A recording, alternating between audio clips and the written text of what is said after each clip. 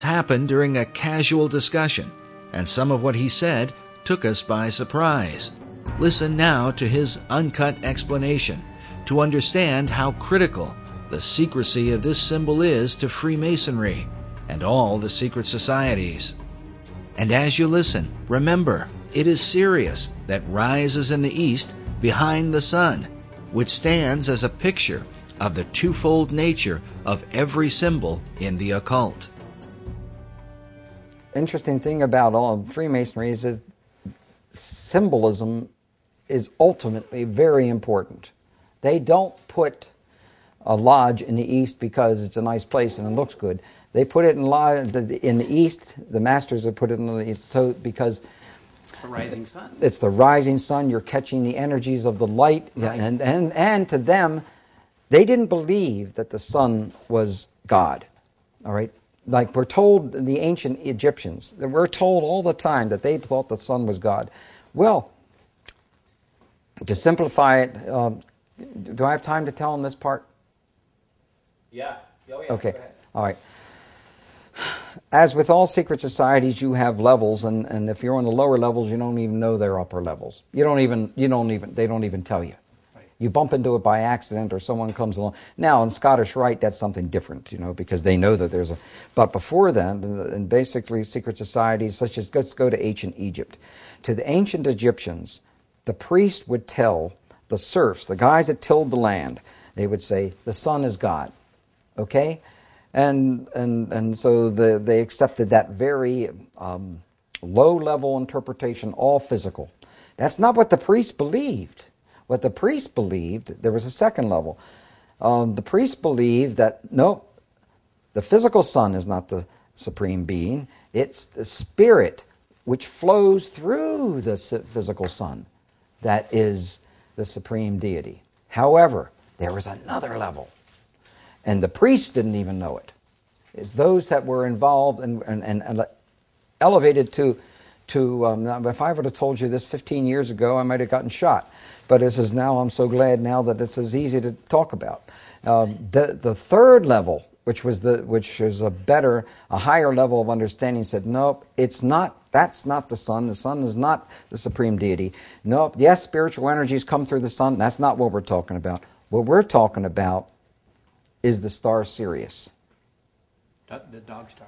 The dog star, because the dog star was everything to the ancient Egyptians, with the rising of the Nile and the feeding of the people, and so. Okerson says that Washington D.C. was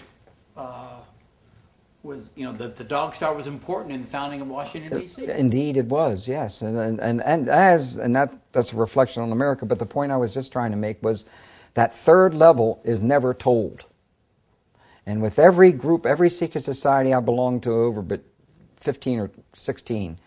I don't belong to any of them now. I can't. 15 to 16 different societies? Yeah. Oh, wow. Well, there were many different types. While Dr. Hieronymus's claims of belonging to more than a dozen secret societies might sound incredible, it is important to remember that he is the most highly recognized authority on the history of the Great Seal. Eye in a triangle in the pyramid. And he is closely associated with the leading Masonic apologist in America, Dr. S. Brent Morris. Now, Bob Hieronymus, Dr. Bob, is the expert on the Great Seal. Because of this, we believe the insights of Dr. Hieronymus not only into the Great Seal, but also on the importance of the dog star Sirius to secret societies becomes that much more significant. Listen again to what he says about Sirius when we make mention of the book on the secret design of Washington, D.C. by Masonic author David Oveson. And so Oveson says that Washington, D.C. was the dog star was important in the founding of Washington, D.C. Indeed, it was, yes, and that's a reflection on America. That's a reflection on America. How is Sirius a reflection on America, according to the secret societies? And is it just a coincidence that the Stone of Destiny, awaited by an American vice president and supposedly in the possession of his guru, is said to have come from this blazing star? In the occult, This stone is not only a type of the Holy Grail, but seems to be a symbol for the secrets of Masonry as understood by Henry Wallace. In his book, The Occult Conspiracy, Michael Howard says of Wallace that the Secretary of Agriculture was well versed in occult knowledge. In a letter to his Russian guru, he stated, "The search, whether it be for the lost word of Masonry, or the Holy Chalice, or the potentialities of the age to come, is the one supremely worthwhile objective. So may we strive for the chalice and the flame above it."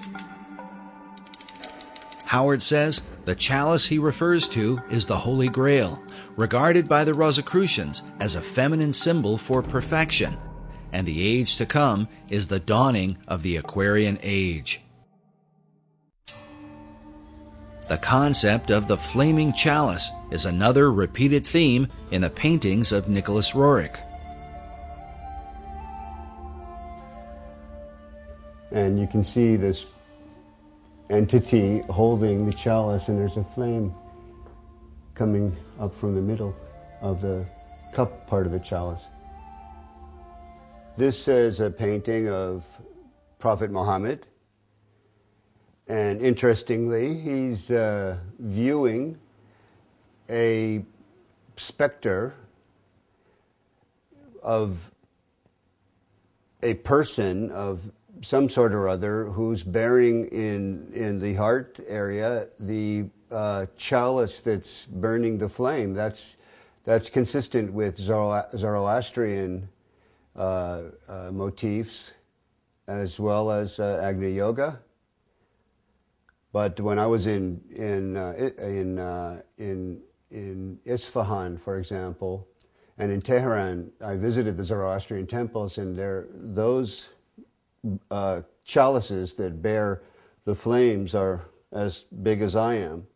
And I'm sure that Nicholas Roerich had the occasion to see those chalices in the Zoroastrian temples in his journeys through the East and the Near East. But this is definitely Muhammad. He's named it Muhammad the Prophet. But for some interesting reason, Muhammad is viewing some kind of spiritual entity with that fire-bearing chalice in the heart zone. While Roerich's paintings are today kept in a modest museum in Manhattan, they were once kept in a towering building on the Upper West Side. In the 1920s, Roerich was supported by a wealthy benefactor and Freemason named Louis Horch. Like Wallace, Horch considered Roerich to be his guru and financed the construction of a massive building to honor him. It was called the Master Building. During this era, Roerich designed what he called a peace banner that went along with the Roerich Peace Pact that had been signed by Henry Wallace. The symbol was simply 3 circles in a triangle formation. This symbol can be seen even today, engraved on the black cornerstone of the Master Building. Buff Perry and others believe that certain arcane contents, including the Stone of Destiny, were placed inside this cornerstone when it was laid. This is the seal over the cornerstone of the Master Building that is at the corner of 103rd and Riverside Drive. And here you see 1929 and the 3 circles with an M and then an R beneath it. And I believe that means Master Roerich, meaning master building in effect. He was like an edifice to people at that time. So the idea of the master building was the idea that Roerich himself was the master, is that absolutely, correct? Absolutely. The whole building was built for him, for his use, in his honor and in his name. And it was to be used as a place where there would be art galleries, art studios. Great writers of the past lived there. Joseph Campbell was there? Joseph Campbell lived there for a period of time. Joseph Campbell was a highly regarded esoteric who wrote about the power of myth. His works are still celebrated by the Theosophical Society to this day. Another 20th century luminary who frequented the Master Building was Manly P. Hall. Hall was clearly interested in Roerich, and in his books wrote about the symbolism of the stone that is called the Grail. And we don't know where that stone is today. I think that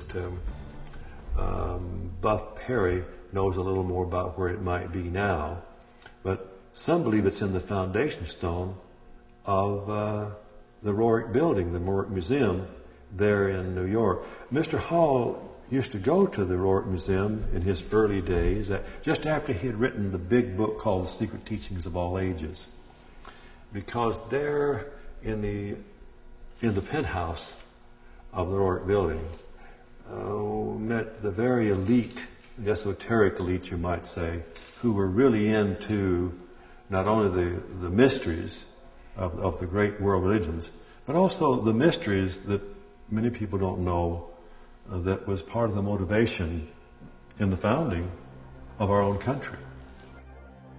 While the Master Building today is used mainly for apartment living, the penthouse, located in the upper levels, is still there.